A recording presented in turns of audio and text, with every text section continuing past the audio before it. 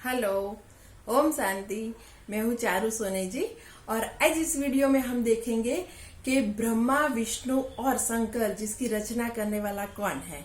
तो हमने देखा था कि भगवान इस धरा पे आ चुके हैं और आदि सनातन देवी देवता धर्म की स्थापना करने के लिए, क्योंकि अभी इतने सारे धर्म बढ़ गए हैं तो वो अधर्म की विनाश और नए धर्म की स्थापना के लिए, मतलब स्वर्णिम भारत बनाने के लिए खुद भगवान अभी यहाँ पे आ चुके हैं। तो हमने देखा कि भगवान है जो निराकार है, वो अजन्मा है, कभी जन्म मरण के चक्र में नहीं आते। तो उन्होंने ये दिव्य कर्तव्य के लिए 3 माध्यम को चुना है। मतलब ब्रह्मा है जिसके थ्रू वो स्थापना करते हैं, और विष्णु है जिसके थ्रू पालना करवाते हैं, और शंकर है जिसके थ्रू विनाश का कार्य होता है। तो अभी भगवान ने ये 3 सूक्ष्म देवताओं की रचना की है। तो ब्रह्मा, विष्णु और शंकर की रचना करने वाला खुद शिव परमात्मा वो है। और हम देखें कि भगवान का तो शरीर है नहीं, वो तो अजन्मा है। तो वो कैसे ज्ञान दे सकता है, कैसे बोल सकता है? उसको तो उसके लिए तो उसको शरीर चाहिए। तो उन्होंने ये ब्रह्मा की रचना की और उनके मतलब ब्रह्मा का तन का आधार लेके हमें ये सरल राजयोग सिखा रहे हैं। तो अभी भगवान हमें सरल गीता ज्ञान दे रहे हैं जिससे हम भी देवी देवता बन सकते हैं। तो अभी हम देखते हैं कि लोग कितने दुख में हैं और इतने अनेक धर्म हो गए हैं कि सब मतलब भटक चुके हैं। तो अभी भगवान आ गए हैं और हमें रास्ता दिखा रहे हैं, और ब्रह्मा के तंत्रु वो सब ये ज्ञान दे रहे हैं। तो हम भी नर से नारायण और नारी से लक्ष्मी बन सकते हैं अगर ये ज्ञान ले तो। क्योंकि देवी देवता कौन है? वो देवी गुण वाले, डिवाइन सोल, जिसमें अच्छे अच्छे गुण है, मतलब कोई दुर्गुण नहीं है। तो ये विकारों का नाश करना पड़ेगा। तो हम भी इस तरह से देवी देवता बन सकते हैं। तो विकार क्या है? विकार है मतलब काम, क्रोध, लोभ, मोह, अहंकार, वो सब विकार है। तो ये विकार को हम छोड़ दे तो हम भी देवी देवता बन सकते हैं। लेकिन ये छोड़े कैसे, वो तो हमें मालूम नहीं है, क्योंकि हमें आज तक तो खुद को भी नहीं जानते थे कि हम कौन है, मैं कौन हूँ। तो हमें पहले खुद को जानना है। तो हम अभी तो हम खुद को जान चुके हैं, और अब हमें देवी देवता जैसे कैसे बनना है, तो वो सरल जो ज्ञान दे रहे हैं वो ज्ञान लेके हम भी इस तरह से देवी देवता बन चुके हैं। तो वो भगवान खुद इस तरह पे आए हैं, पूरा वो फलक छोड़ के यहाँ पे हमारे लिए, शांति धाम से यहाँ पे हमारे लिए, बच्चों के लिए, वो हमारा पिता है, हम उनके बच्चे हैं। तो बच्चों के लिए वो यहाँ पे आए हैं और ब्रह्मा तन का आधार लेके गीता ज्ञान सुना रहे हैं। और दूसरा है जो विष्णु चतुर्भुज, हम देखते हैं उसको पालना के लिए रचना की है। तो विष्णु जी है जिसके 4 हाथ दिखाते हैं। तो 2 हाथ है वो विष्णु के हैं और 2 हाथ है वो लक्ष्मी के हैं। मतलब लक्ष्मी और नारायण, लक्ष्मी और विष्णु, जिसका ये चित्र है। तो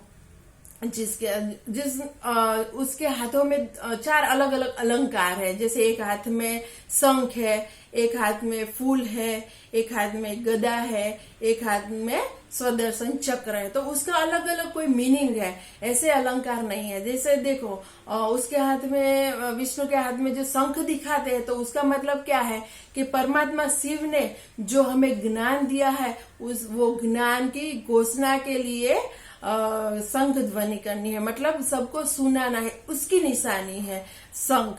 और दूसरा जो हम देखते हैं उसके हाथ में फूल है। फूल कैसे होते हैं कि जो कीचड़ में रह के भी अच्छा कमल निकलता है। और अगर गुलाब का फूल हम देखें तो उसमें भी है कि कितने कांटों के बीच में भी अच्छा सा फूल निकल आता है। तो मतलब कैसी भी सिचुएशन हो तो हमें अच्छी तरह फूलों की तरह खिलते रहना है।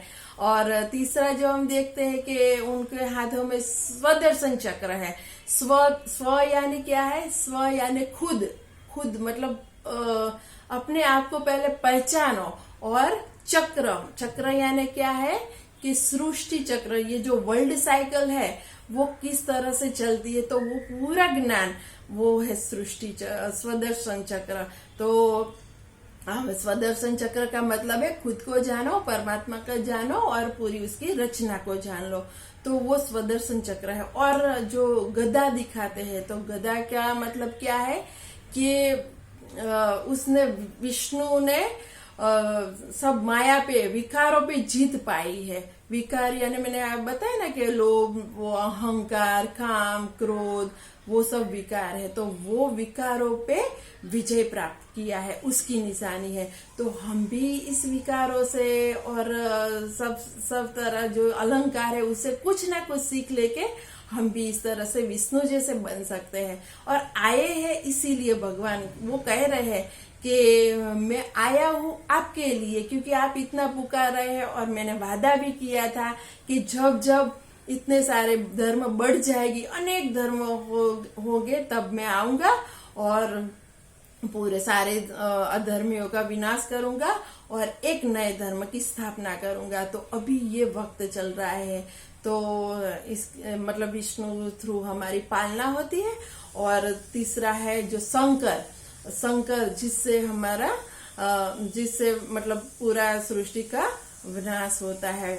और ये माध्यम 3 भगवान खुद शिव ने रचना किए हैं। और हम देखते भी हैं कि सबकी कुछ ना कुछ हिस्ट्री है। जैसे हम देखें कि राम जी है जिसके पेरेंट्स है, तो माता कौशल्या और पिता है दशरथ राजा।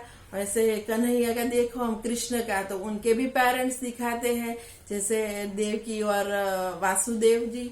और हम गणेश जी को ले तो उसके भी पेरेंट्स हैं शंकर और पार्वती जी।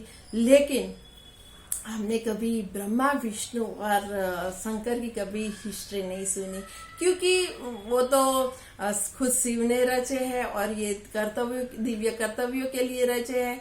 तो उसके पेरेंट्स, वो जो भी हम कहे, वो खुद शिव परमात्मा है, इसीलिए उसकी कोई हिस्ट्री नहीं है। और एक बात बताए, देखो ये ब्रह्मा है तो उसको हम क्या कहते हैं, ब्रह्मा देवताए नमः। और विष्णु है तो विष्णु देवताए नमः। और शंकर है तो हम क्या कहते हैं, शंकर देवताए नमः। कभी हम परमात्मा नहीं बोलते, सिर्फ एक शिव परमात्माए नमः ऐसा बोलते हैं। तो मतलब ये देवताओं के भी देव है, तो उसको महादेव भी कहते हैं। और जिसने ये 3 कर्तव्यों के लिए अलग अलग 3 माध्यम चुने, ब्रह्मा, विष्णु और शंकर, तो उसके लिए उसको त्रिमूर्ति भी कहा जाता है। तो भगवान शिव परमात्मा इस तरह से ये तीनों की रचना करके अभी पूरा कार्य, दिव्य कर्तव्य कर रहे हैं। और इससे भी अधिक आपको जानकारी चाहिए तो आप आपके नजदीक में जो भी सेंटर है वहां पे, उसका नाम है प्रजापिता ब्रह्मा कुमारी ईश्वरीय विश्वविद्यालय, जहाँ पे आप जाके और भी इंफॉर्मेशन ले सकते हैं। और thank you for watching this video. और आप कमेंट जरूर कीजिएगा, तभी तो मैं और नए टॉपिक पे कुछ वीडियो बना सकूं। ओके, ओम शांति।